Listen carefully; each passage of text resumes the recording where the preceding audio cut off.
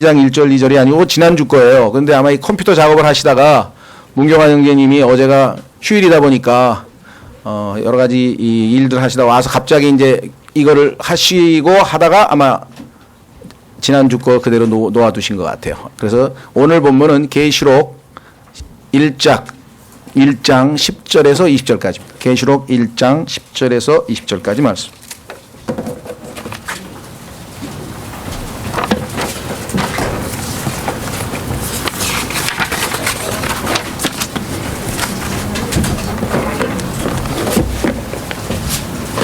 찾으셨습니까? 계시록 1장 10절에서 20절까지 말씀 교독하겠습니다. 내가 주의 날에 성령 안에 있을 때에 내 뒤에서 나팔소리 같은 큰 음성을 들었는데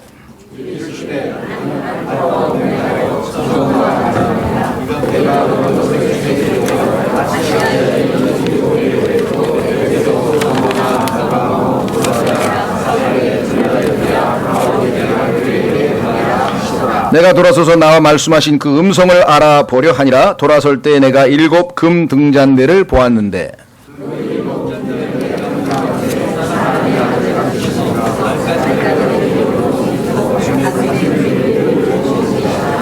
그분의 머리와 머리털은 양털같이 희고 눈같이 희며 그분의 두 눈은 불꽃 같고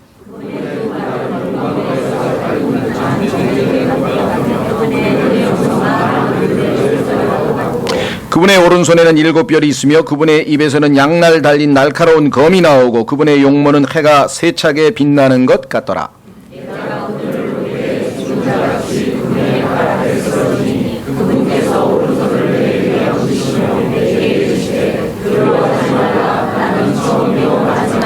나는 살아있는 자라 전에 죽었으나 보라 내가 영원 무궁토록 살아있노라. 아멘. 또한 내가 지옥과 사망의 열쇠들을 가지고 있노라.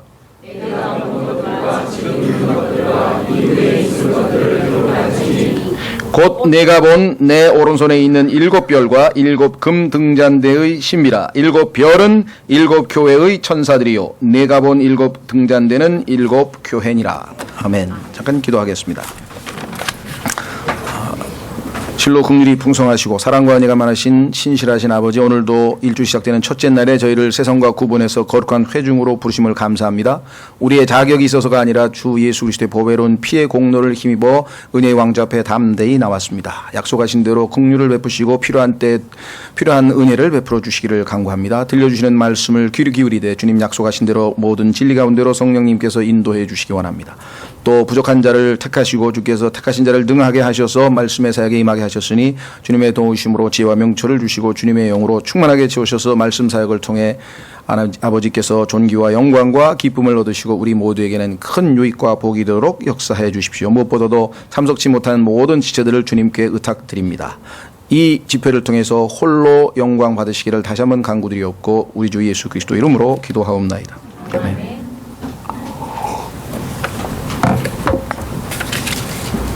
예, 오늘 저희가 요한계시록에 계시된 예수 그리스도라는 제목으로 주의 만찬 예배에 임합니다. 주의 만찬 예배는 첫째 주를 기억하는 것입니다. 보통 우리가 기도하실 때 보면 또 많은 분들이 주님의 죽으심을 기억한다 이런 표현을 많이 쓰는데 그 틀린 말은 아니죠. 주님의 죽으심과 살으심과 뭐 장사되심 다 이제 한데 이제 직접으로 성경에서 언급한 것은 주님을 기억하는 것이고 주님의 죽으심을 사람들에게 보여주는 것이고, 그렇죠. 살과 피가 이제 죽음을 우리에게 알려주는 것이죠. 예, 그 다음에 세 번째는 중요한 것은 다시 오실 때까지를 강조해야 됩니다. 예수 그리스도의 부활과 재림에 대한 언급이 주의 만찬에는 반드시 필요하다는 것 기억하시면 좋겠고요. 그 다음에 이제 우리가 만찬 기도할 때도 어떤 간구의 기도보다는 주님을 높여드리는 기도, 그렇죠? 예, 이렇게 주의해서 하시면 좋을 것 같습니다. 자, 그래서 오늘 주의 만찬은 우리가 주님을 기억하기 위한데 어떤 주님을 오늘은 기억할 것인가? 오늘은 요한계시록에 계시된 예수 그리스도를 좀 기억해 보려고 합니다. 나눠드린 그 주보에 보시면 제가 앞부분에 조금 도입 부분에 이렇게 기록을 했죠. 사복음서에는 하나님의 어린 양으로서 자신을 낮추사 구유에서 나시고 목수의 가게에서 자라시고 갈릴리의 먼지 나는 길을 걸으셨으며 사람들에게 거부당하여 죽으시고 장사되신 주님이 계시되어 있습니다. 물론 마지막 부분에 부활 승천하신 모습이 끝부분에 기록은 되어 있기는 하죠. 그러나 요한계시록에는 부활의 영광으로 일어나사 유다지파의 사자로서 위용을 갖추신 주께서 영광스러운 모습으로 계시되어 있습니다. 주의 만찬은 주의 죽으심을 다시 올 실이 아니네요. 오실 때까지 보여주어 주님을 기억하기 위해 실행하는 것입니다. 그래서 주의 만찬은 구원받은 하나님의 자녀요 자신이 주님의 몸된 지체인 것을 확신하는 모든 분들은 다 참여하실 수가 있겠습니다. 여러분들이 초림하신 예수 그리스도의 모습을 보면 사복음서뿐만 아니라 예수님의 외모에 대해서 이사야서 같은 데서도 나와 있고, 그다음에 솔로몬의 아가서 5장에도 초림하신 예수님의 신랑으로서의 모습, 신랑으로서의 아름다운 모습은 솔로몬의 아가 5장에 나와 있고, 이 땅에서 대언자로서 고난 가운데 하나님의 사역을 십자가를 지시고 수행하시려고 하시는 예수님의 아주 그런 뭐랄까 고통당하는 외모의 모습은 이사야서 52장 53장에 기록되어 있습니다. 여러분들이 아마 잘 기억하실 터인데요. 오늘은 새로운 또 다른 모습, 위용을 갖추신 대제사장이며 동시에 또 다시 오실 왕으로서의 예수 그리스도의 모습을 우리가 한번 오늘 이 성경을 통해서 한번 찾아보려고 합니다. 자, 우선 본문에 보시면 10절에 내가 주의 날에 성령 안에 있을 때 내 뒤에서 나팔 소리 같은 큰 음성을 들었는데, 주의 날이 구약에서 얘기하는 예수 그리스도의 재림의 날에 하나님께서 영 안에서 멀리 미래로 이 사람들을 데리고 가신 것이냐는 견해가 있고, 주의 만찬을 주의 날에 주의 몸된 교회가 모여서 주님의 이름을 부르고, 그렇죠? 이렇게 해서 이 주의 만찬에 관한 성경 구절을 보면은 Lord's body, Lord's name, Lord's supper, 주의 만찬 이렇게 해서 전부 다 Lord's 이렇게 표현이 나와요. 그러니까 Lord's day라고 하는 것도 우리가 이 일주일이 시작되는 첫째 날 부활하신 예수님의 부활을 얘기한다, 이런 견해가 있습니다. 단정적으로 여러분들에게 말씀드리고 싶진 않아요. 그렇다고 또 제가 둘 중에 저는 어떤 걸 선호한다 그러면 무조건 또 따라 믿으실 필요는 없는 것 같은데, 다만 구약에서 The Day of the Lord라고 해서 주의 날을 그렇게 표현했는데, 여기는 만약에 여기가 The Day of the Lord로 나오면 당연히 그거는 똑같죠. 근데 여기는 Lord's Day라고 했어요. 그런데 Lord's Supper, Lord's Body, Lord's name 이런 게 집중해서 나온 것으로 봐서는 말씀으로 찾아 비춰보면은 여기의 경우에는 우리가 얘기하는 일요일, 주일날이 아니냐 이렇게 생각이 됩니다. 그런데 왜 한 번도 안 나오다가 성경에 맨 끝에 가서 계시록에 딱 한 번 나왔냐, 그거 가지고 무슨 근거로 그걸 일요일이라고 하느냐, 이렇게 얘기하면 또 사실 답변이 궁해요. 그래서 하나님께서 약간 뭐 이렇게 놔두셨으니까 우리도 이거 가지고 두 가지 견해가 있다는 것, 또 성경적인 일리는 조금씩 있다는 것, 이거 가지고 세상 말로 피 튀기게 싸울 필요는 없잖아요. 근데 싸우는 사람이 있어요. 그래서 갈라서 버렸어. 이거 하나 가지고 정말 이 어리석은 사람들이죠. 예? 왜 이거 가지고 싸웁니까? 두 가지 견해를 다 알고 주님 오시면 나중에 물어보면 될 거 아니에요. 어떤 게 맞는지. 자, 그래서 논쟁할 필요는 없다 그랬습니다. 내 뒤에서 나팔 소리 같은 큰 음성을 들었는데, 자, 음성을 들었는데 이르시기를. 그러니까 음성이 말씀도 합니다. 창세기 3장에 보면 음성이 거니시기도 하시죠. 주의 음성이 거니시기도 해요. 거니시는 음성을, 그렇죠? 그래서 주님의 음성은 예수 그리스도의 타이틀, 이름 중에, 칭호 중에 하나라는 것을 성경을 통해서 보게 됩니다. 41번이나 나오는데요. 자, 나는 알파와 오메가요 처음과 마지막이라 내가 보는 것을 책에 기록하여 아시아에 있는 7교회 곧 에베소, 서머나, 버가모, 두아디랴, 사데, 필라델피아, 라오디게아 교회에 보내라 하시더라. 계시록에 예수 그리스도의 재림에 대한 언급, 즉 환난과 재림에 대한 언급 이전에 주님께서는 이 시대, 즉 주님의 부활 승천 이후에 교회 시대가 전개될 것을 아시고, 교회 시대의 그리스도인들이 예수 그리스도가 교회와 어떤 관계에 있는가를 계시해 주시기 위해서 지금 교회에게 편지를 쓰도록 하고 계셨다는 사실을 우리가 꼭 기억해 두셔야 합니다. 그렇죠? 그래서 여기 나와 있는 7 교회들은 지역 교회들입니다. 오늘날 우리가 이 교회들에 관해서 상 논쟁이 많습니다. 오직 지역 교회만 교회다 주장하는 독립침례교회를 포함한 일부 침례교회들이 있고요. 그 다음에 오직 유기체만 교회다 이렇게 주장하는 또 일부 또 형제회를 포함한 그런 분들이 또 계십니다. 그러나 성경은 그렇지 않습니다. 조직을 갖춘 유기체로서의 교회입니다. 그래서 성경에서는 예수님께서 마지막에 7 교회 안 하고 교회가 하나가 아니라 교회들입니다. 구약 시대에는 등잔대가 밑에 하나 있고요. 이렇게 해서 7개가 올라갑니다. 밑둥이 하나예요. 신약에서 얘기하는 것은 7개가 따로따로 되어 있는 지역 교회들이에요. 무슨 말인지 가지고 등잔대가 다 각자 되어 있다는 것입니다. 다르다 이 말이죠. 자, 그래서 지역 교회에 소속되어 있다고 하는 것이 얼마나 소중한 것이고 그 지역 교회에 신실한 성도로서 적극적으로 형제들과 교제하고 하나 된다고 하는 것이 신앙생활에 절대적으로 필요하다는 것을 주님께서 여기에서 말씀하고 계십니다. 자, 그래서 여기 보시면 예수님의 모습이 어떻게 나오나 한번 보세요. 내가 돌아서서 나와 말씀하신 그 음성을 알아보려 하니라. 돌아설 때 내가 7 금 등잔대를 보았는데 그 7 등잔대의 한가운데, 그런데 7 등잔대가 무엇인지는 20절에 7 교회라고 지금 분명하게 말씀했잖아요. 20절에 설명했잖아요. 그러면 교회들 한가운데에 계신 예수 그리스도를 우리가 보게 됩니다. 교회들 한가운데에 거하시는 예수 그리스도. 그래서 어떤 교회가 예수 그리스도를 드높이는 대신에 다른 걸 드높였다.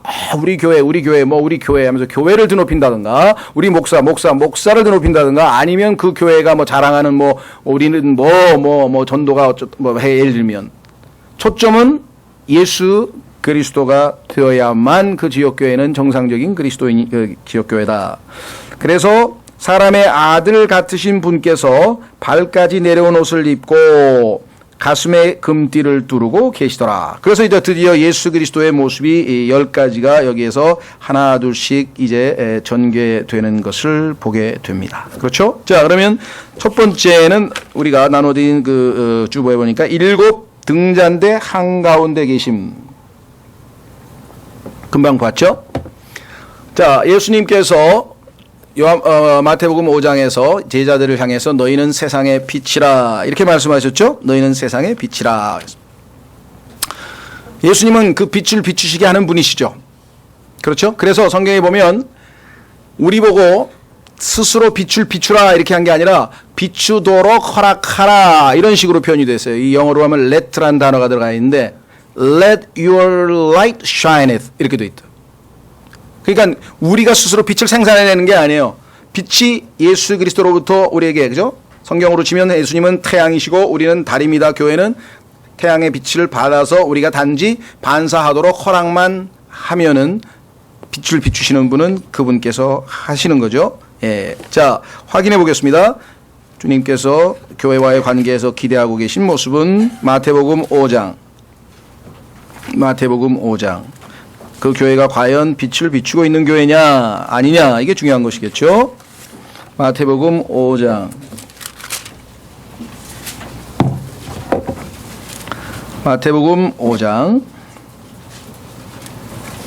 찾으셨습니까? 14절 너희는 세상의 빛이니 산 위에 세운 도시가 숨겨지지 못하리라. 또 사람들이 등잔불을 켜서 통 밑에 두지 아니하고 등잔대 위에 두나니 그리하여 그것이 집안의 모든 사람에게 빛을 비추느니라.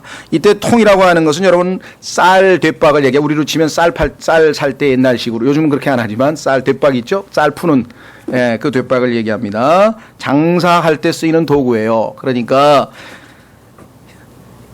사람들이 세상의 빛으로서 예수 그리스도께서 맡기신 그 임무에 충실하지 아니하고 돈 버느라고 장사하느라고, 요즘 말하면 비즈니스에 우리가 너무 균형 잡히지 않게 몰입해버리면 안 된다는 거죠. 초점은 주님이고, 그렇죠? 자, 16절 이와 같이 너희 빛을 사람들 앞에 비추어 그들이 너희의 선한 행위를 보고 하늘에 계신 너희 아버지께 영광을 돌리게 하라. 주님께서 주님의 빛을 점화시키시는 분으로서 등잔대이신 인 교회들의 한가운데 머물러 계시면서 자신의 빛을 교회를 통해서 비추고 계신 것을 우리가 보게 되는데, 이 빛을 비추는데 방해 요소가 두 가지가 있습니다. 지금 살펴본 것처럼 우리의 삶에서의 특히 이 소위 말하면 장사와 관련된 또 돈과 관련된 이것이 우리에게 장애물의 하나가 될 수도 있고요. 그래서 영적 성장에도 이 재물과 쾌락과 그다음에 염려, 이 3대 방해 요소가 있는 것을 우리가 알고 있죠. 두 번째는 뭐냐면 게으름입니다. 게으름. 누가복음 8장으로 가보겠습니다. 누가복음 8장 16절 가시면은 거기에는 침대 맡에 두지 말라 그래. 침대 밑에다가 빛을 두는 사람이 있다 그래. 침대에서 뒹굴뒹굴 하다가 죄 지은 사람이 하나 있었죠. 그 유명한 다윗이었습니다. 게으르면 우리가 틀림없이 시험에 빠지게 되겠죠. 누가복음 8장 16절 누구든지 등잔불을 켠 뒤에 그릇으로 그것을 덮거나, 그 다음에 밑에 나와 있죠. 침상 밑에 그것을 두지 아니하고, 아까는 이제 그릇만 나왔는데 이번에는 침상까지 나왔으면서 주님께서 이 두 가지가 주님의 빛을 비추시는데 방해 요소라고 하는 것을 성경에서 말씀하고 있습니다. 그렇죠? 자, 다시 돌아옵니다. 계시록 2장 10절 13절 그 7 등잔대의 한가운데에, 그렇죠? 7 등잔대의 한가운데에, 그 다음에 13절에 계속해서 사람의 아들 같으신 분께서 발까지 내려온 옷을 입고, 그렇겠죠? 사람의 아들 같으신 분께서 발까지 내려오는 옷을 입고 계신다. 예수 그리스도께서 하나님의 아들로 오셔서 자신의 생명을 내어주셔서 우리가 하나님의 생명을 얻고 구원을 받게 됩니다. 그러나 예수 그리스도께서는 사람의 아들로 오셔서 하나님의 엄위한 심판을 집행하시는 분으로서 역할을 감당합니다. 한번 확인해 보겠습니다. 요한복음 5장 27절에 가면 주님의 고백이 나옵니다. 요한복음 5장 27절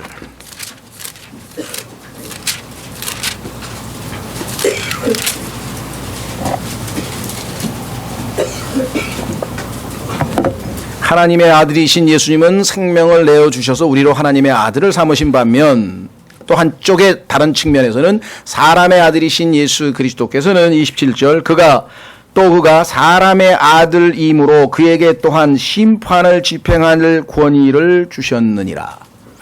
예수 그리스도만이 하나님의 모든 율법을 단 1.1획도 범하지 아니하고 완전히 지킴으로 행위로 하나님 앞에 의롭다함을 얻었는데, 그 내용이 디모데전서 3장에 보시면 성령에 의해 성령 안에서 칭의 의롭다함을 얻으셨다 이렇게 돼 있어요. 여러분 생각에는 예수님이 의롭다함을 얻으실 이유가 뭐냐? 그분의 행위가 과연 하나님의 의로움에 부합되는지를 33년 반 동안 성령께서 지켜보셨지만 합격이다, 이게 유일하게 하나님 앞에 행위로 의롭다함을 얻을 수 있는 분 단 한 분. 그렇기 때문에 그분은 이 땅에 존재하는 모든 인간들의 행위를 심판할 자격을 갖추셔서 그가 심판자로서 권위를 얻게 되었다. 자, 다시 요한계시록 2장으로 오시면 그 사람의 아들 같으신 분께서 옷차림을 봅니다. 두 번째 2번 주보에 보시면 발까지 내려오는 옷을 입고 계신다 이렇게 나와 있죠.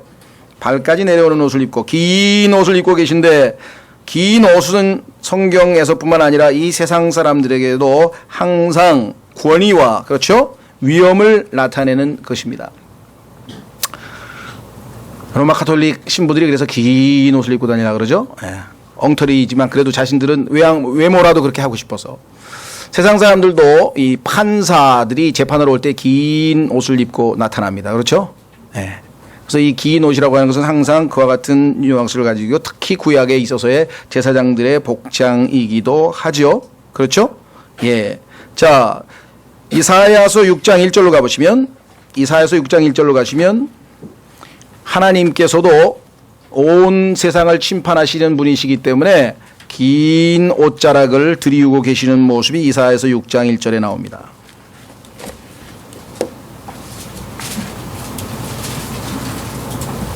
찾으셨습니까?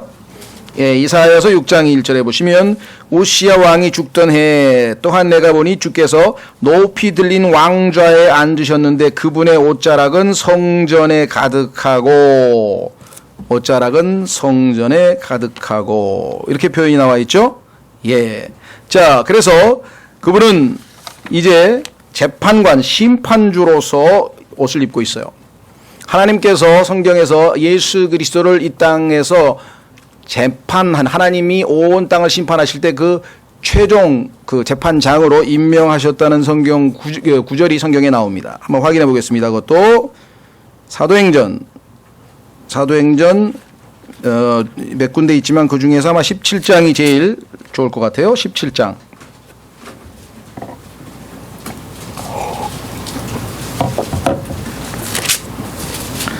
찾으셨습니까?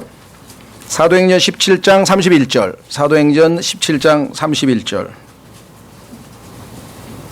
예수 그리스도를 이 땅에서 좀 조롱하고 우습게 여기고 관심 없어 하고 나하고 뭔 상관이냐, 당신은 이스라엘 사람이고 나는 한국 사람이다, 이렇게 해봐야 맨 마지막에 최종 심판은 이분 앞에 가서 받는 거예요.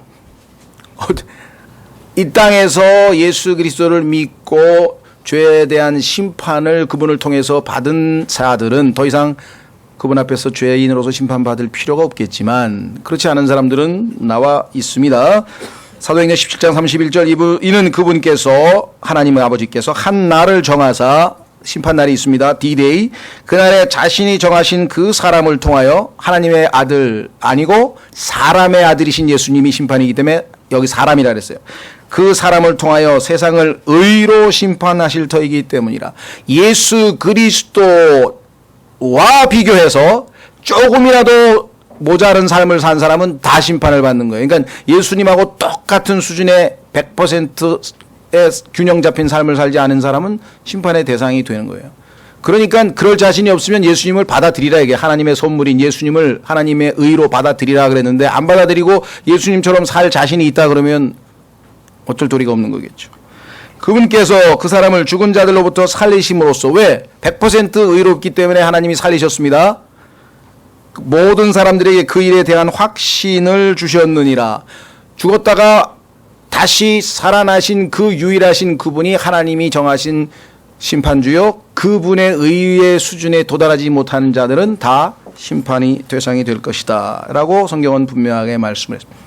그래서 교회 한가운데 예수님은 이 심판주의 모습으로 사람들에게 우리가 예수님을 또한 소개해야 되겠죠. 자, 그 다음에 세 번째는 가슴에 금띠를 두르고 계셨다 그랬죠. 가슴에 금띠를 두르고 계셨다. 성경에서 금이라고 하는 것은 신성을 상징합니다.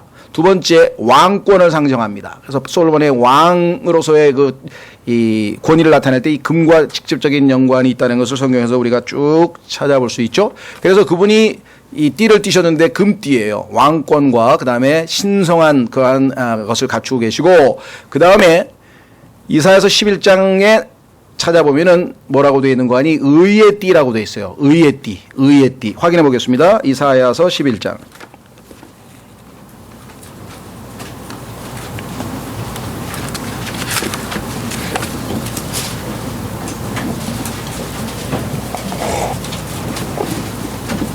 찾으셨습니까? 5절. 이사야서 11장 5절. 이사야서 11장 5절. 의로 자기 허리에 띠를 삼고 신실함으로 자기 콩팥 주위에 띠를 삼으리라. 이렇게 나와 있죠.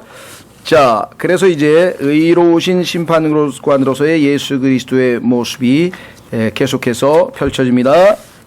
네 번째, 예수 그리스도의 모습 네 번째는 머리와 머리털이 양털같이 흰색이라 그랬습니다. 그게 14절에 나와 있죠. 그분의 머리와 머리털은 양털같이 희고 눈같이 희며, 예수 그리스도의 머리와 머리털이 희다라고 성경에 말씀을 했는데요. 이 흰 것은 성경의 하나님의 말씀에 따르면 정결하고 깨끗한 것은 물론이고, 그 다음에 뭐라고 되어 있나 한번 확인해 보겠습니다. 잠언 16장 31절. 잠언 16장 31절.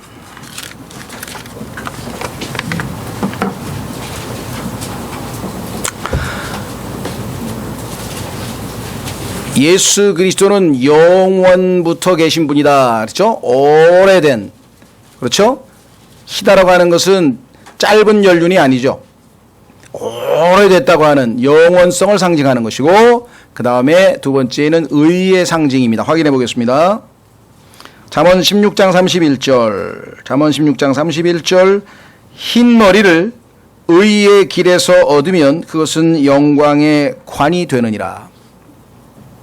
예수 그리스도께서 머리와 머리털이 희다고 하는 것은 그분이 하나님의 영광 가운데에 계신 분이심을 명백하게 우리에게 보여줍니다.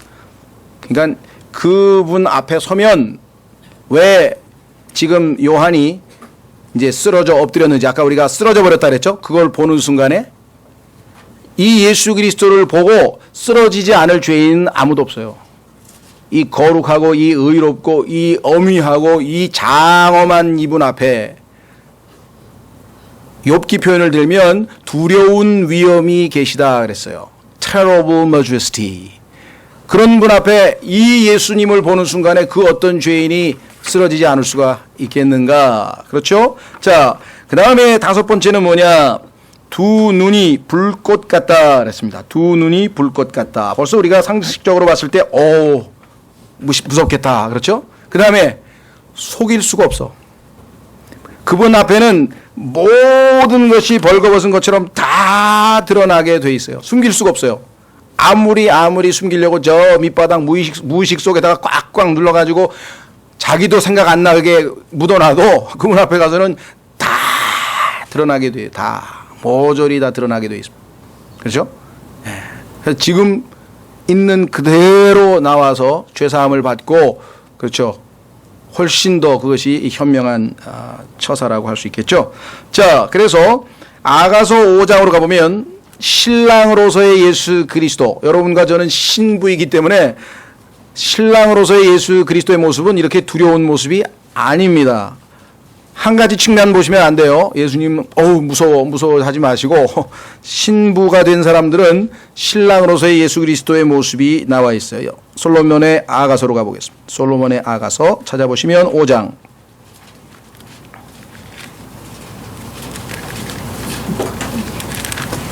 솔로몬의 아가서 5장 9절. 솔로몬의 아가서 5장 9절. 여러분과 제가 주님을 더 친밀히 더 깊이 사귀면 사귈수록 이런 고백이 자연스럽게 나와야 되는데, 그렇죠? 보세요. 여자들 가운데 가장 어여쁜 자야.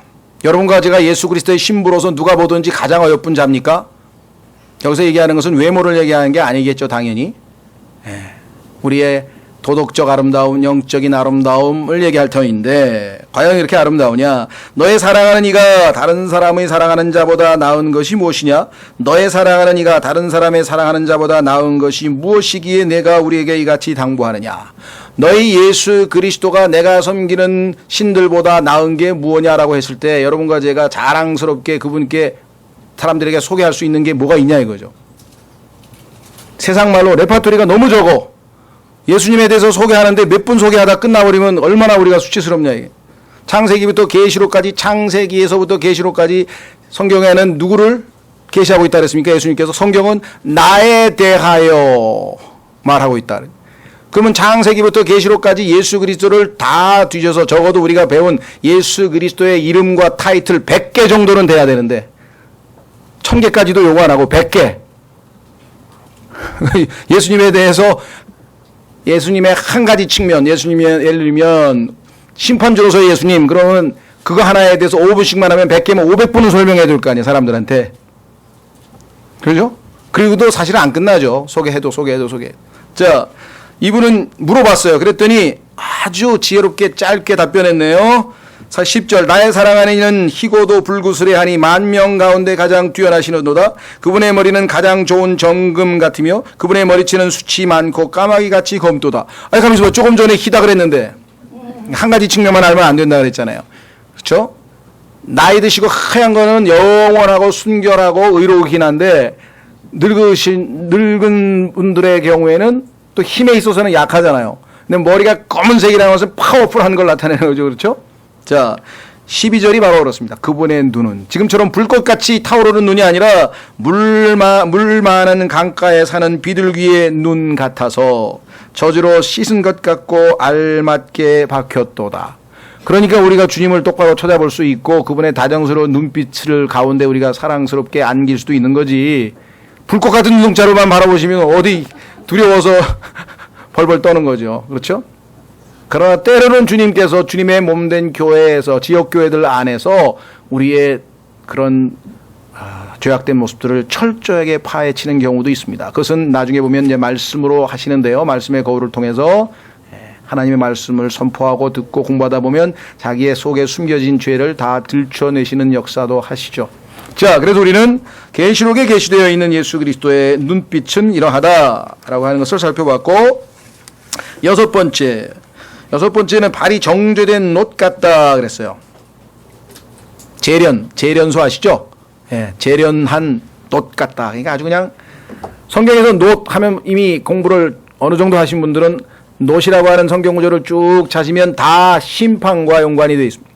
번제단이 놋이고요. 그 다음에 씻는 놋 대야가 있고요. 그 다음에 특히 그 유명한 예수 그리스도가 자신이 바로 놋뱀이라고 민수기에서 놋으로 뱀을 만들어서 십자가에 이렇게 높은 나무에 달려놨죠. 그것을 쳐다보면 구원받는데 요한복음 3장에서 모세가 놋뱀을 높이 든 것처럼 나도 높이 들리리라. 자신이 바로 놋뱀이야. 그럼 예수님께서는 심판받은 죄인으로서 우리를 대신해서 하나님께 심판받은 놋뱀으로서 십자가에 달려있다는 것을 우리는 잘 알고 있죠. 그 성경에 보니까 이 놋은 점점 성경에서 발견될 때마다 점점 죄와 깊이 연관되어 있다는 것을 우리에게 계시해 주신다. 그래서 성경에서 이 놋제단은 우리가 보통 풀무불이라고도 하고요. 그 다음에 용광로라고도 하는 그런 아주 계속 꺼지지 않는 불을 태우는 장소다. 불을 피워놓은 장소라고 하는 것을 저희가 알 수 있죠. 자, 그래서 여기 보시면 주님께서 뭐라고 얘기했는가 하니 두 발은 용광로에서 달군 듯한 정죄된 놋 같으며, 그분은 심판하시는 심판주이심을 다시 한번 그의 외모의 모습을 통해서 우리에게 보여주고 계십니다. 자, 7번째. 그 다음에 이번에 음성이 나오네요. 음성이 맑은 물소리 같다. 그렇죠? 자, 한번 확인해 보겠습니다. 그분의 음성은 맑은이 아니라 죄송합니다. 많은. 맑은이 아닙니다. 많은. 양을 얘기해요. 어마어마한 양, 많은 물들의 소리와도 같고. 자, 여기 보시니까 그 브라질에서 오신 분은 아무래도 이과수 폭포는 보셨을 것이고, 여기 계신 분 중에서도 하여간 다녀오신 분들이 몇 분 계실지도 모르겠어요. 이과수 폭포, 그렇죠? 제일 하여간 이 물소리가 우렁찬. 그 다음에 또 저쪽에 나이아가라 폭포, 거기도 또 이렇게 다녀오신 분들이 계시잖아요. 미국 계신 분 다 갔다 오셨을 것이고, 또 이렇게 자녀들 이렇게 이렇게 연관지어서 다녀오신 분들 다 계실 텐데. 네, 저는 거기는 못 갔지만 저희 집 옆에 나이아가라 호텔이 있습니다. 그리고 거기에 인공 폭포도 하나 있어요. 그래서 마침 어쨌거나 하여간 그 폭포 소리 어마어마하죠? 무시무시하죠? 그렇죠? 그런데 이 엄청난 물소리는 항상 하늘에서 예수 그리스도께서 지상으로 내려올 때 나타나는 영광과 권위를 상징적으로 보여주고 있습니다. 확인해 보겠습니다. 에스겔서 1장. 에스겔서 1장에 가면은 물소리, 폭포에서 쏟아지는 그 엄청난 물소리. 에스겔서 1장. 찾으셨습니까? 24절. 에스겔서 1장 24절에 보면은 그룹들이 이제 예수 그리스도께서 재림하실 때 예수 그리스도를 이제 운반하기 위해서, 이렇게 모시기 위해서 옛날에 가마로 임금님 모시듯이 이제 그룹을 타고 이제 나르신다 그랬죠. 그룹들이 바퀴 소리가 들리는데 그 소리가 한번 나와 있어요. 보십시오. 그들이 갈 때 내가 그들의 날개 소리를 들었는데 그것은 큰 물들의 소리와도 같고 젓는 자의 음성 곧 말하는 음성과도 같으며, 예수님의 재림하실 때 하늘에서 지상으로 내려오는데 어마어마한 큰 물소리가 들린다. 또 한 구절 더 찾겠습니다. 시편 95편 4절. 시편 95편 4절.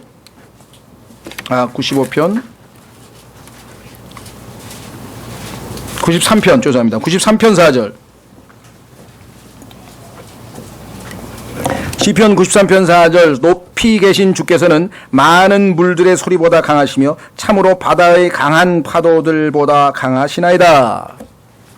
그래서 강력한 분이심을 보여주기 위해서 많은 물소리로.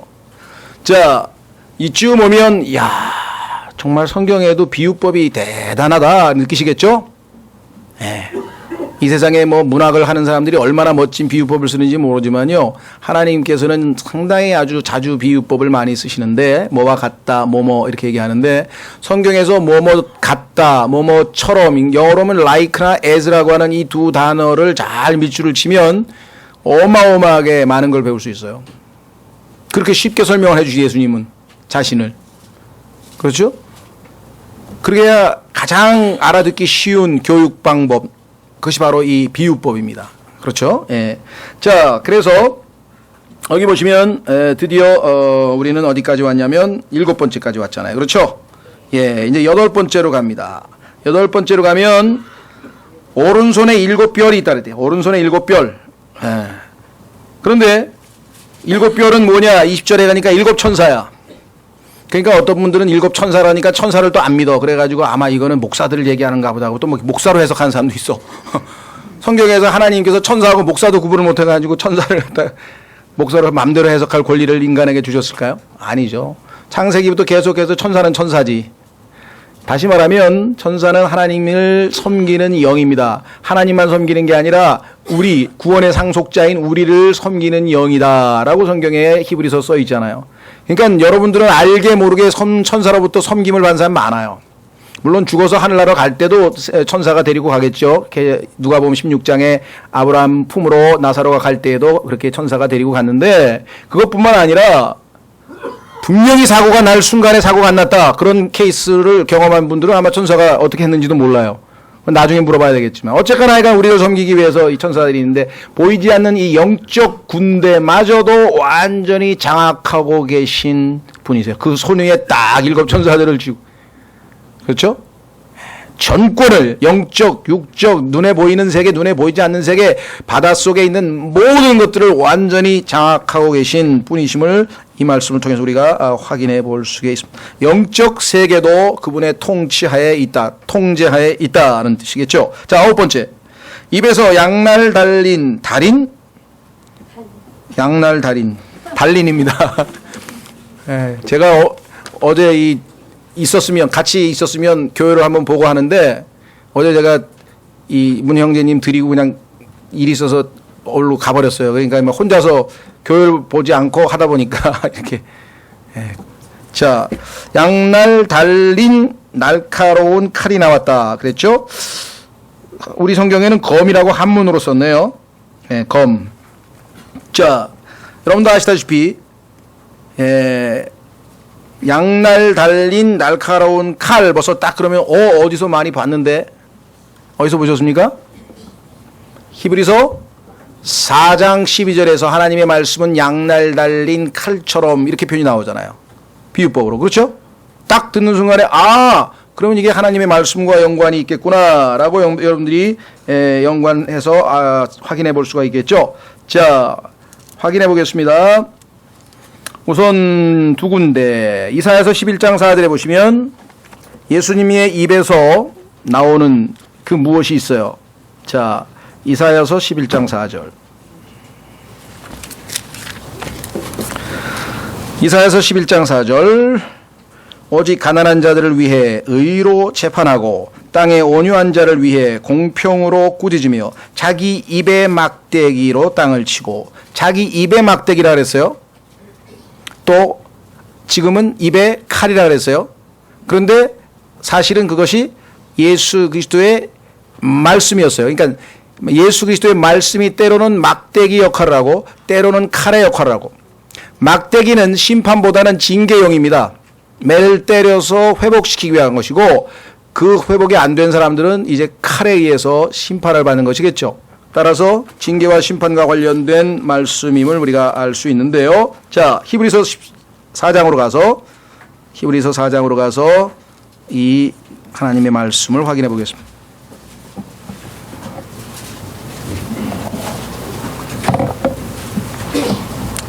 히브리서 4장 12절. 히브리서 4장 12절. 하나님의 말씀은 살아있고 권능이 있으며 양날 달린 어떤 검보다도 예리하여 혼과 영과 및 관절과 골수를 찔러 둘로 나누기까지 하고 또 마음의 생각과 의도를 분별하는 분이시니 그분의 눈앞에서 드러나지 아니하는 창조물이 하나도 없고 모든 것이 우리와 상관하시는 그분의 눈에 벌거벗은 채 드러나 있느니라. 여기서 그분은요 12절에 나와 있는 하나님의 말씀을 받는 대명사입니다. 하나님의 말씀이 인격화되어서 의인화되어 있어요. 그러니까 하나님의 말씀을 읽다 보면 우리의 모든 숨겨진 죄악과 우리의 모든 생각들이 의도들이 여기 나와 있죠. 다 하나님 앞에 드러나게 돼 있어요. 그래서 대부분의 많은 사람들이 뭔가 숨기고 싶은 사람들이 성경을 안 읽는 거예요.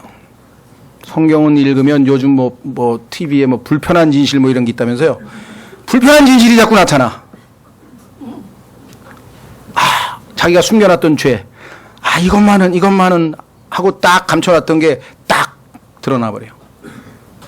나는 지금 성령 충만해. 굉장히 너무너무 기뻐. 그랬는데 갑자기 그냥 미워하는 사람의 모습과 더불어서 자신이 누군가를 증오하고 있는 그 증오심이 쭉 솟아올라. 그렇죠? 하나님의 그 불꽃 같은 눈에 의해서 다 드러나. 야고보서에 보니까 하나님의 말씀은 거울이라 그랬어요. 그런데 성경에 보니까 그 거울을 보는 사람이 두 종류가 있어. 거울을 보고 여기 더럽구나, 여기 더럽구나, 여긴 깨끗이 씻어야 되겠네, 요거 이렇게 해서 자신을 커렉션 고치고 깨끗하게 정결하게 해서 그 거울로부터 유익을 얻고 나오는 사람이 있는가 하면 볼 때는 다 들여다봤는데 나올 때에는 아무것도 고치지 않은 채로 싹 잊어버리고 나온 사람이 있다라고 야고보서 1장에 여기서 이제 신앙의 성장이 엇갈리는 것이에요. 똑같이 거울은 들여다봤습니다. 똑같이 말씀을 들었습니다. 자신이 드러났습니다. 이걸 고쳐야 되겠구나. 주님이 이걸 말씀하시는구나. 이거를 위로도 받고 동시에 책망도 받습니다. 하나님으로부터 위로도 받고 책망도 받는데 위로만 챙기고 책망은 다 버렸어요. 이 영적으로 성장이 안 되는 거예요. 그렇죠? 그런 사람들은 가만히 있어봐. 이 교회는 위로도 하고 책망도 하는데 나는 위로만 하는 교회를 찾을 거거든? 찾아다닌다 이게. 그러니까 교회들마다 교인을 늘리는 방법은 죄에 대해서 언급하지 말라, 책망을 하지 말라, 좋은 얘기를 해줘라, 적극적인 긍정적인 얘기를 해줘라. Power of positive thinking. 좋은 얘기만 자꾸만 해주면 교인은 다 모이게 돼 있어. 왜? 자기 훌륭하다 그러는데 안 모일 리가 있나? 회개하라 그러고 잘못됐다 그러고 고치라 그러고 그거 안 된다 그러고 이런 교회를 누가 오겠느냐. 유명한 로버트 슐러라는 엉터리 목사의 말이었습니다. 근데 그 목사를 따라서 한 사람들은 한몫 봤죠. 몰려들기 시작하는 거예요. 죄송합니다. 어중이 떠중이들이. 그 몰려봐야 소용없어요. 그건 교회가 아니에요. 교회는 말씀 앞에 자기의 죄악을 다 드러내서 주님 앞에 겸손히 낮아져서요. 쓰러졌잖아요. 여기 조금 있으면 그분 앞에서 딱딱 엎드려서 쓰러지는. 물론 그것만 아니죠. 낙심하고 괴로울 때 위로와 도움을 받는 건 물론이지만 그것만 하시는 분은 아니시라는 것 오늘 이 예수 그리스도를 통해서 우리가 배울 수 있다 이 말입니다. 그렇죠? 자, 다시 한번 우리는 이제 마지막 10번째로 갑니다. 10번째, 해가 세차게 빛나는 용모를 지니셨다라고 되어 있네요. 그렇죠? 자, 계시록 2장에 가니까 주님의 마지막 용모는 맨 얼굴에 관한 언급이었습니다. 예수 그리스도는 어떤 모습을 하고 계시는가? 자, 16절. 그분의 오른손에는 7별이 있으며 그분의 입에서는 양날 달린 날카로운 검이 나오고 그분의 용모는 해가 세차게 빛나는 것 같더라. 여기서 예수 그리스도의 칭호 가운데 잘 아시는 것처럼 예수 그리스도는 의의 해라 이렇게 나와 있죠. 그렇죠? 한번 확인해 보겠습니다. 성경 구약 마지막 구절, 마지막 장, 말라기 4장. 말라기 4장에 보면은 예수 그리스도의 재림하시는 모습이 의의 해라고 돼 있어. 의의 해. 말라기 4장 2절. 말라기 4장 2절. 그러나 내 이름을 두려워하는 너희에게는 의의 해가 자기 날개들 안에 병 고치는 능력을 가지고 떠오르리니. 너희가 나아가서 외양권의 송아지같이 자라리라. 의의 해이신 예수 그리스도. 예수 그리스도께서 자신의 의의 해임을 미리 한번 리허설을 하신 적이 있는데 어디서 그랬죠? 자기가 의의 태양이심을 한번 살짝 보여주셨던 마태복음 17장과 누가복음 9장의 변화산에서 변형산에 올라가셨는데 예수 그리스도께서 햇빛처럼 아주 환하게 흰 옷을 입으신 모습으로 변화됐죠.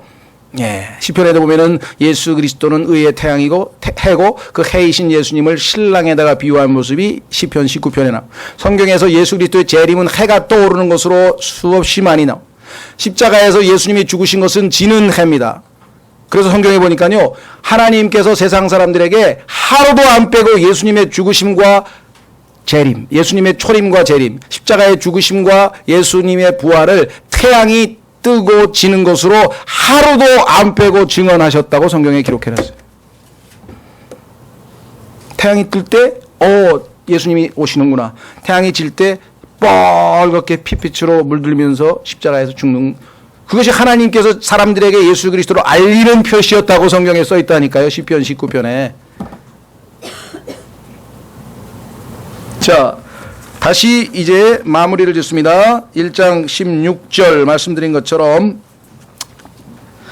의의 해이십니다. 자, 그래서 드디어 이제 결론을 내립니다. 17절. 내가 그분을 볼 때 죽은 자같이 그분의 발 앞에 쓰러지니 그분께서 오른손을 내 위에 얹으시며 내게 이르시되 두려워하지 말라 나는 처음이요 마지막이니 이렇게 나와요. 자, 이 예수 그리스도께서 교회들에게 자신을 이와 같이 계시하시고 이와 같으신 예수 그리스도를 만난 사람들은 어떤 반응을 보이는가? 그것이 바로 요한입니다. 요한이 주님의 몸된 교회를 예표하고 있다 그랬죠. 4장에 보면 요한은 셋째 하늘로 올라가죠. 휴거되는 모습을 보이는데 휴거되기 전에 구원을 받아야 휴거가 되겠죠. 그래서 구원을 예표하고 있는 모습이 여기 나와요. 자, 구원은 어떻게 이루어지는가? 10절에 보시면 내가 주의 날에 성령 안에 있을 때 내 뒤에서 나팔소리 같은 큰 음성을 들었는데, 하나님의 말씀을 들어야 합니다. 그렇죠? 들음은 뭘 들어야 돼요? 하나님의 말씀을. 믿음은 들음에서 나오고 들음은 하나님의 말씀에서 비롯된다. 그래서 로마서 10장에 보시면 하나님의 말씀을 이름이 뭐냐면 믿음의 말씀이라 그랬어요.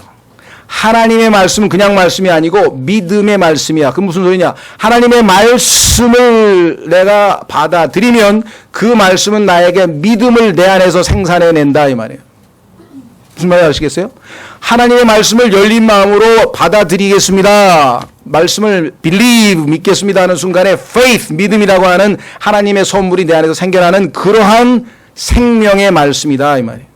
그래서 타이틀이 우리의 말씀은 믿음의 말씀이다. 그래서 이 말씀을 들으면 우리 안에 믿음이 생기고 그 믿음이 우리가 예수 그리스도를 구원자로 인정하게 되는 수단이라고 하는 것을 성경을 통해서 우리가 확인하게 되죠. 자, 에베소서 1장으로 한번 가보겠습니다. 에베소서 1장에 보면 분명히 기록되어 있습니다.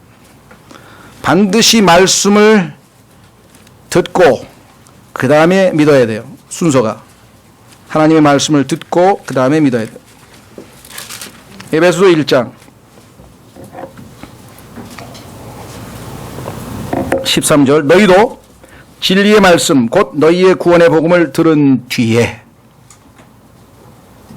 이건 안 듣고 기도원에 갔다가 갑자기 혀가 획 돌았거든요. 그때부터 저는 너무너무 기뻤어요. 이건 구원 간증이 아닙니다. 왜? 말씀을 들어야 돼요. 여기 나왔죠? 13절. 너희도 진리의 말씀 곧 너희의 구원의 복음을 들은 뒤에 그분을 신뢰하였고. 그럼 신뢰했다는 것은 증거가 뭐가 있느냐? 너희가 믿은 뒤에 또 그분 안에서 약속의 저 거룩하신 영으로 봉인되었느니라. 성령의 인치심을 받게 돼 있어요. 이제는 소유권 이전 등기가 돼서 내 것이 아니라 하나님의 것으로 예수 그리스도의 피값으로 구속한 하나님의 교회로 우리가 된다 이 말. 자, 그러면 다시 계시록으로 돌아와서 들었어요. 10절에 들었다. 그러면 12절에 어떤 동사가 나왔습니까? 내가 돌아서서. 하나님의 음성이 들려옵니다. 근데 안 돌았습니다. 가던 길을 계속 갑니다. I did it my way. 계속 가는 거예요. I am the way. 내가 길이다. 돌아서라. 그쪽 길로 가면 안 된다. 거기는 멸망의 길이요, 넓은 길이요, 지옥의 길이요, 파멸의 길이요, 불행의 길이다. I am the way. 내가 길이다. 내게로 돌아와라. 돌아와라. 이 돌이킨다. 자기가 가던 인생길에서 생각을 바꾸어서 하나님께 돌아오는 것을 성경에서 회개라고 하는 거예요. 회개. 그래서 회개가 전제돼야 돼요. 회개 안 하면 무조건 믿으라 그러는데 아닙니다. 회개하고 믿으라 그래야 돼요. 회개하고 믿으라 그래야죠. 가던 길을 계속하면서 믿습니다, 믿습니다 하고 외치면 아무 소용없어요. 사도행전 20장으로 갑니다. 바울은 두 가지를 전파했다고 성경에 기록했어요. 하나님을 향한 회개와 오늘날 왜 이상하다 저 사람 분명히 믿었는데 그 다음에 안 믿은 것 같아. 왜 그럴까요? 회개가 없었어요. 회개가. 분명히 믿었는데 아닌 것 같아. 왜? 회개가 없었어요. 평생 살아오던 그 방식대로 그대로 그 길을 가고 있어. 돌이켜야 돼요. turn. 확인해 보겠습니다. 사도행전 20장 21절. 사도행전 20장 21절. 유대인들과 또한 그리스인들에게 하나님을 향한 회개와 첫째, 두 번째, 우리 주 예수 그리스도를 향한 믿음을 증언하였노라. 구원받지 않은 사람에게 사도 바울은 이 두 가지를 전했습니다. 그럼 구원받은 사람들은 뭘 전했는가? 이왕 나왔으니까 그냥 찾아보겠습니다. 28절. 20 몇 절? 예, 27절. 27절. 그러므로 이는 내가 지금까지 회피하지 아니하고 하나님의 모든 계획을 너희에게 밝히 말하였기 때문이라. 하나님의 모든 계획이라 그랬죠? All the counsel. 어떤 분은요, 30몇 년 동안 사역을 하는데 30몇 년 동안 설교가 밤낮 성막이야. 오늘도 성막, 다음날도 성막, 또 성막, 또 성막. 성막 전문가라 그랬대. 성경에는 성막 전문가가 없어요. 어떤 분은 계시록 전문가야. 30년 내내 계시록 성회만 하는 거야. 어떤 분은 뭐 자기 전공이 있어. 그거 한 가지만 하는 거야. 제가 아무리 불갈비를 좋아해도요, 일주일 이상 주면 난 그다음부터 안 먹어요. 그렇죠? 얼마나 똑같은 거를 갖다가, 그러니까 무슨 파하면 그냥 구원금 막 52주 내내 또 구원, 또 구원, 또 구원. 단번속죄, 단번속죄, 단번속죄, 어제도 단번속죄, 다음 주 단번속죄. 창세기 1장 1절부터 계시록 22장 21절에 The abundance of life. 풍성한 생명을 줬는데 왜 반찬을 한 가지만 차리냐고. 교회에서 왜 반찬을 한 가지만 차려주냐고요. 그렇죠? 처음부터 모든 걸 다 바울은 가르쳤어요. 구원 안 받은 사람에게는 한 가지만 가르치면 돼. 회개와 믿음. 하나님을 향한 회개. 일단 돌이켜야 돼. 돌아서서 예수님을 보고 말씀을 들어야지. 계속 가면서 뒤에서 들려오는 믿으면 돼, 믿으면 돼. 이거 안 되지. 그렇죠? 자, 다시 돌아옵니다. 요한계시록 2장 돌아서서 그 다음에 17절. 예수님을 봤어요. 알아봤어요. 알아보시니까 13, 14, 15, 16 어마어마하신 분이셔. 놀라우신 분이셔. 알았어 드디어. 그래서 어떻게 됐습니까? 17절. 내가 그분을 볼 때 제대로 보는 사람은요, 죽은 자같이 그분의 발 아래 쓰러지니 그리스도와 함께 십자가에 못 박힌 채 있는 거죠. 예수님을 믿는 순간에 이미 쓰러지면 이미 그분을 믿었다는 거예요. 인정했다는 거예요. 압도당했다는 거예요. 쓰러졌죠? 믿고 그 다음에 그분께서 오른손을 내 위에 얹으시며 내게 이르시되 두려워하지 말라. 이젠 너는 형벌이 없노라. 진노의 자는 내가 너를 대신하여 맞았노라. 내게는 평강이 있을지어다. 얘기하시오. 나는 처음이요 마지막이니. 자신을 소개하고 있죠. 나는 살아있는 자라. 전에 죽었으나 보라 내가 영원토록 살아있노라. 아멘. 또한 내가 지옥과 사망의 열쇠들을 가지고 있노라. 그 두려워할 이유가 뭐가 있어요? 지옥의 열쇠를 가지고 열고 나오실 수 있는 분이 계신데. 쭉 얘기했죠. 그런데 4장 1절 마지막 성경 구절입니다. 4장 1절에 갑자기 이 일 뒤에 내가 바라보니 보라 하늘에 한 문이 열려 있더라. 내가 들은 첫째 음성 곧 나팔 소리 같이 내게 얘기하던 음성이 이르되, 이 똑같은 음성이에요. 예수님의 음성이 뭐라 그랬습니까? 예수님께서 이리로 올라오라. 휴거예요, 휴거. 그런 쓰여졌어요. 엎드려 있습니다. 영과 진리로 경배하고 있습니다. 하나님을 섬기고 있습니다. 예수님께서 그 위에 임재의 상징으로 손을 얹어주고 계십니다. 그런데 일어나란 얘기가 있습니까? 없습니까? 없어요. 이리로 올라오라고 할 때까지는 일어나라고 하신 명령을 내리신 적이 없어요. 그런데 우리들은 다 일어나서 돌아다니고 앉았어요. 예수 그리스도의 발밑에 엎드러져서 그분만을 섬기고 있어야 되는데 각기 자기 일 바빠서 다 일어나지도 말라 그랬는데 다 일어났어. 무슨 말이 상징적으로 이해가 되시겠어요? 신앙생활은요, 그분에게 엎드려서 그분을 바라보고 있는 거예요. 그분이 우리를 통해서 역사하시는 거예요. 그래서 때가 되면 올라오라 우리를 데리고 가시는 거예요. 우리의 마음이 그분께 애착돼, 하늘의 애착을 가지고 있어야 되고, 그분을 믿음의 창시자의 완성자이시는 그분을 바라보고 계속 그분 발밑에 엎드려진 상태에서 그분을 섬기는 것이 주님의 교회들을 향한 뜻이라고 하는 것을 우리에게 분명하게 보여주고 계시는 것입니다. 그렇죠? 예, 오늘 이 시간 이 주님을 우리가 기억하는 시간을 갖도록 하겠습니다. 오늘 이 시간에 먼저 우리